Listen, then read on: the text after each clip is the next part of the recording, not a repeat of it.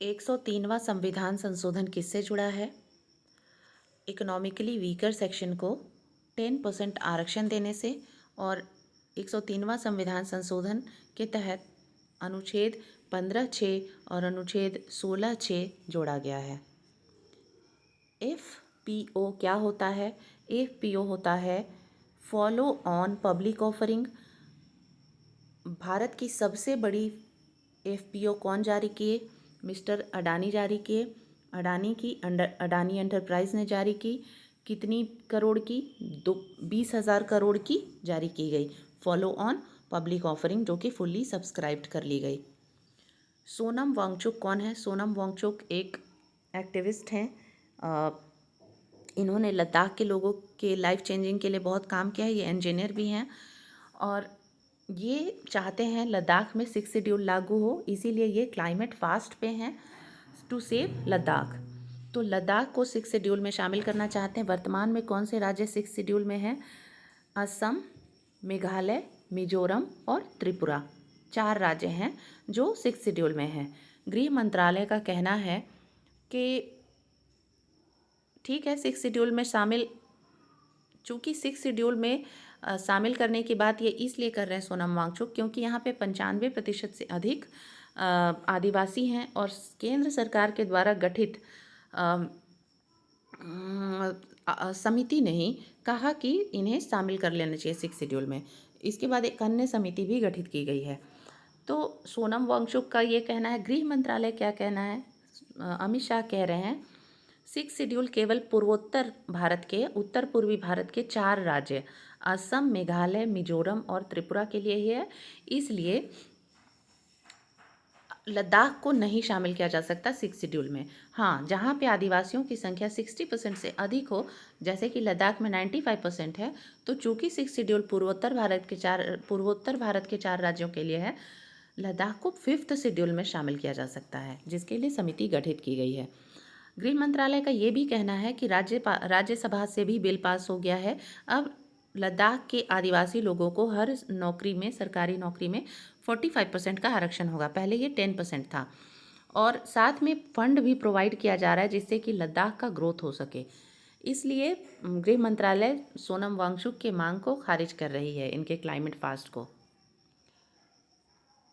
मोराबी हादसा, आपको मालूम होगा मोराबी में ब्रिज कोलैप्स हुआ था जिससे बहुत से लोगों की जान चली गई थी। और मोराबी हादसे में जो पुल हादसा था ये, और वो पुल बनाए थे अजंता ओरोवा, वो पुल बनाया था अजंता ओरेवा ग्रुप के मैनेजिंग डायरेक्टर के निर्देशन में जयसुख पटेल ने बनाया था, जिनके खिलाफ अरेस्ट वारंट जारी हुआ और उन्होंने सरेंडर कर दिया है। आंध्र प्रदेश के सीएम हैं जगन मोहन रेड्डी।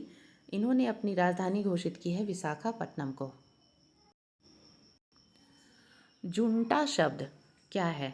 जुंटा शब्द या जनता, ये ग्रुप है स्पेशली उन लोगों का, मिलिट्री ऑफिसर्स का, जो रूल करते हैं बाय फोर्स किसी देश को, जैसे कि म्यांमार में किया गया। म्यांमार में वर्ष 2020 में चुनाव हुए थे और आंग सान सू की चुनाव जीत चुकी थी। उन्हें बाय फोर्स मिलिट्री ने, म्यांमार की मिलिट्री ने उन्हें जेल में डाल दिया। तो उन जिन लोगों ने जेल में डाला, जो कूप की गई, जो कू हुई थी, उस कू को में शामिल लोगों को जुंटा कहेंगे या जनता। बॉर्डर गवास्कर ट्रॉफी जो है क्रिकेट से रिलेटेड है।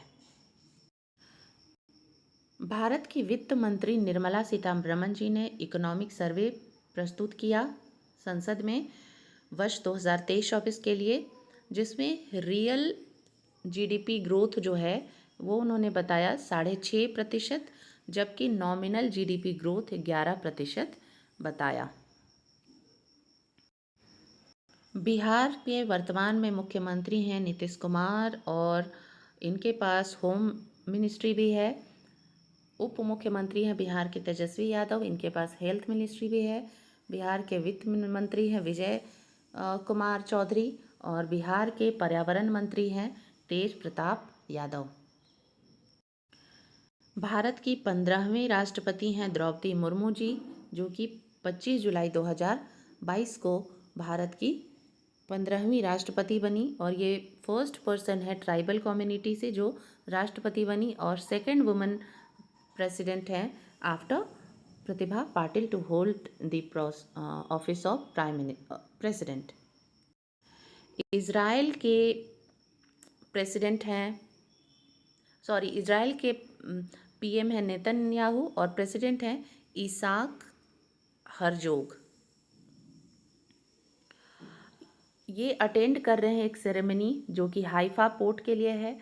हाइफा पोर्ट जो है अब अदानी ग्रुप खरीद ली है जो कि इज़राइल की है और इसके लिए एक सेरेमनी ऑर्गेनाइज किया गया जिसमें कि इज़राइल के पीएम नेतन्याहू भी सम्मिलित हुए। आईएमएफ ने ग्रोथ प्रोजेक्शन की है वर्ष 2023 के लिए। उन्होंने बताया है भारत का ग्रोथ दुनिया में सबसे अधिक दर से होगा, 6.1% की दर से होगा, जबकि इकोनॉमिक सर्वे ऑफ इंडिया जो कि वित्त मंत्री निर्मला सीतारमन जी वर्ष 2023-24 के लिए जारी की उसमें 6.5% बताई रियल टर्म्स में। जो लेटेस्ट आंकड़े जारी किए गए हैं आईएमएफ के द्वारा उसके द्वारा वर्ल्ड जो है वो 3.1% की दर से ग्रोथ करेगा और वर्ष 2023 में 2.9% की दर से, वर्ष 2024 में 3.1% की दर से और वर्ष 2022 में ग्रो किया 3.4% की दर से, यानी वर्ष 2023 में 2.9 और वर्ष 2024 में 3.1 की दर से विश्व का ग्रोथ होगा। प्राइम मिनिस्टर यूएई के, ये यूएई का झंडा है रेड ग्रीन वाइट और ब्लैक, शेख मोहम्मद बिन राशिद अल मखतूम जो हैं वो एक शहर है यूएई में, उस शहर का नाम है अल मिन्हाद। अल मिन्हाद शहर जो है उसका नाम अब हिंद सिटी कर रहे हैं भारतवासियों के उनके देश में कंट्रीब्यूशन को देखते हुए। ये एक माउंटेन है और इसे कहा जाता है वुलिंग माउंटेन जो कि है चाइना में, और इस माउंटेन के ऊपर टेम्पल बना हुआ है और ये 7th सेंचुरी की है। मुरली विजय अंतर्राष्ट्रीय क्रिकेट से संन्यास ले रहे हैं। तरनजीत सिंह संधू ये एम्बेसडर ऑफ इंडिया हैं यूनाइटेड स्टेट्स में।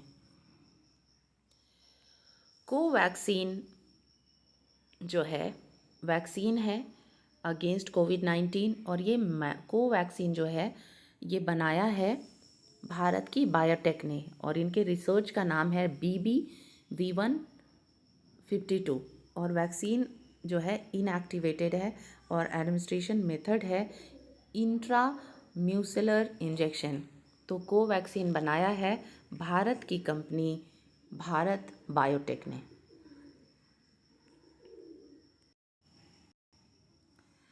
भारत बायोटेक यानी कि BBIL Bharat biotech international limited एक इंडियन मल्टीनेशनल बायोटेक्नोलॉजी की कंपनी है जिसका हेडक्वार्टर हैदराबाद में है और इसके फाउंडर हैं बायोटेक कंपनी के भारत बायोटेक के कृष्णा एला और ये कंपनी फाउंड हुई है वर्ष 1996 में।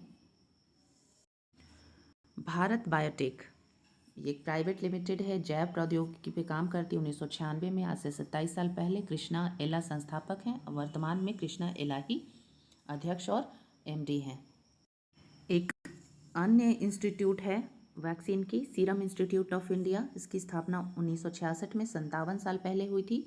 फाउंडर साइरस एस पूनावाला हैं और साइरस एस पूनावाला ने पुणे महाराष्ट्र में इसका हेडक्वार्टर स्थापित किया है। ये वर्ल्ड वाइड वैक्सीन बनाती है और वर्तमान में CEO हैं अदार पूनावाला। तो हमने देखा भारत बायोटेक की स्थापना 1996 में हुई है और भारत बायोटेक का हेडक्वार्टर हैदराबाद में है जिसके संस्थापक हैं कृष्णा एला और यही अभी वर्तमान में MD भी हैं। और इनकी जो वैक्सीन है वो कोवैक्सीन है। भारत एक कोऑपरेटिव देश है, मिलजुल कर काम करता है, कोऑपरेट करता है, यहाँ के लोग कोऑपरेट करते हैं, इसे याद रखिए कि ये कोवैक्सीन है।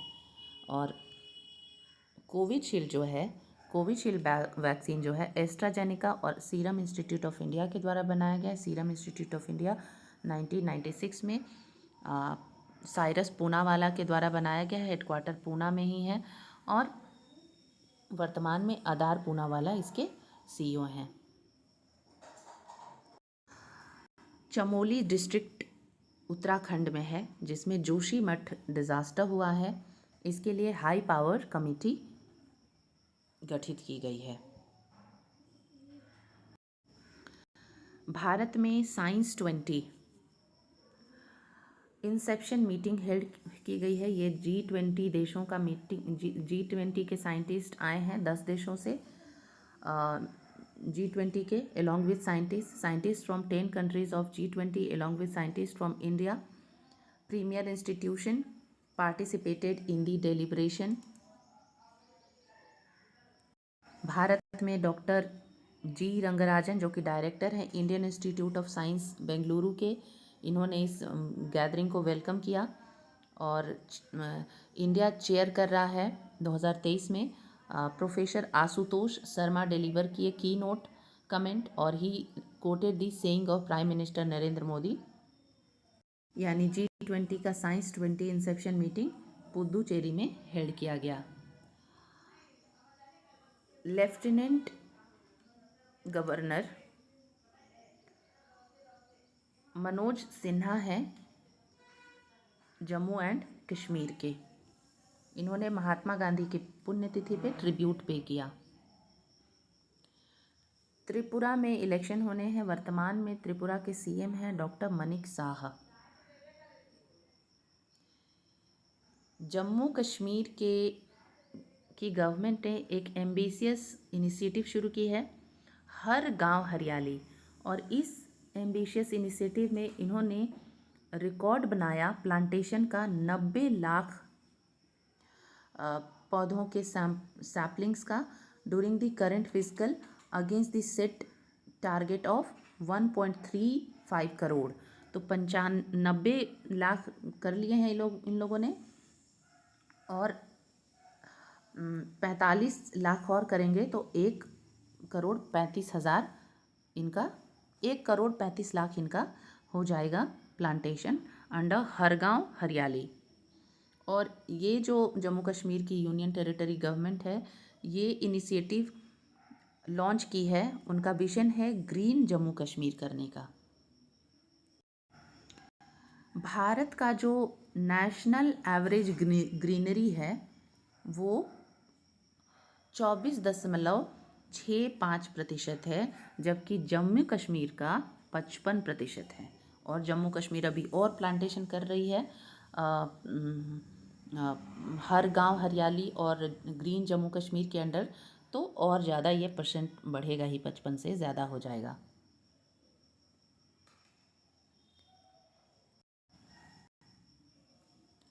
तो फर्स्ट प्लेस उत्तराखंड के टेबेल्यू को मिला है, जो कि जिम कॉर्बेट नेशनल पार्क और चोलिया डांस को दिखाई। सेकंड प्लेस मिला है महाराष्ट्र के टेबेल्यू को और थर्ड प्लेस मिला है उत्तर प्रदेश के टेबेल्यू को। और CRPF यानी कि सेंट्रल रिजर्व पुलिस फोर्स को बेस्ट मार्चिंग के लिए मिला है। और मिनिस्ट्री का जो टेबेल्यू था उसमें जो ट्राइबल अफेयर्स की जो मिनिस्ट्री थी उन्हें मिला है। इस बार 17 राज्यों में 17 राज्य और यूनियन टेरिटरी मिलाकर 17 टेबेल्यू थे। भारत में 28 राज्य और 8 यूनियन टेरिटरी हैं, इनमें से 17 पार्टिसिपेट किए। इनमें से उत्तराखंड की जो टेबेल्यू थी नेशनल जिम कॉर्बेट पार्क की, और जो उनकी डांस थी चोलिया डांस, उस डांस को जो टेबेल्यू में दिखाया गया, फर्स्ट प्लेस मिला। सेकंड प्लेस मिला है महाराष्ट्र को और थर्ड प्लेस मिला है यूपी को। और CRPF को फर्स्ट और ट्राइबल अफेयर्स मिनिस्ट्री को भी फर्स्ट मिला है।